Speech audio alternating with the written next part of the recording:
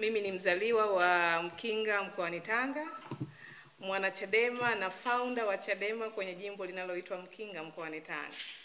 Nimefanya kazi ndani ya Chadema kwa jasho na damu. Kwa hiyo ninachoweza kusema ni kwamba tusidharauliane ndani ya Chadema. Nimefanya kazi baada ya kuwa wakili kwa miaka 15 ndani ya Chadema kusimamia kesi mbalimbali za wanachama wa Chadema ndani ya mkoa wa Tanga. Lakini mimi kama mwana G55 nilihudhuria kikao physically nikimuuliza mwenyekiti wangu tunaendaje baada ya kuitangaza no reform no election. Na majibu nilipata ambayo kwangu mimi yalinionyesha kwamba sioni mwanga mbele. Nikawa nawaza na shauri, lakini sasa namna ambavyo tulishauri tulichukuliwa kama wahalifu. Nataka nitoe mfano. Sisi tulikuwa washauri tu tuliotoa maoni yenye nia safi kwa dokumenti ambayo mliiona kwenye mitandao, ikiwa haina alama yote ya utovu wa nidhamu. Kinachoniuma mimi hasa ni namna ambavyo chama kimeamua kwa dhamira na kwa dhati kabisa kuikanyaga, kusigina katiba yake.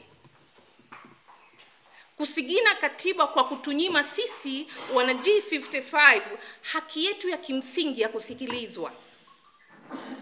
Haki ya kimsingi ya kusikilizwa ambayo imekuwa provided kwa mujibu wa katiba ya Jamhuri ya Muungano wa Tanzania, imekuwa provided kwa mujibu wa katiba yetu ya chama na miongozo na kanuni zinginezo, lakini hata katika vitabu vitakatifu vya dini. Adam na Hawa walipotenda dhambi katika bustani ya Eden, Mungu aliwapa haki ya kuwasikiliza. Sisi hatukupewa haki ya kusikilizwa. Ninajitoa leo wanachama wa Chadema na kuachia nyadhifa nilizonazo kwa sababu hatujapewa haki ya kimsingi, na katiba yetu ya chama inasiginwa na watu wachache, tena wengine wakiwa sio wanachadema lakini wakisherekea hili kwa faida zao.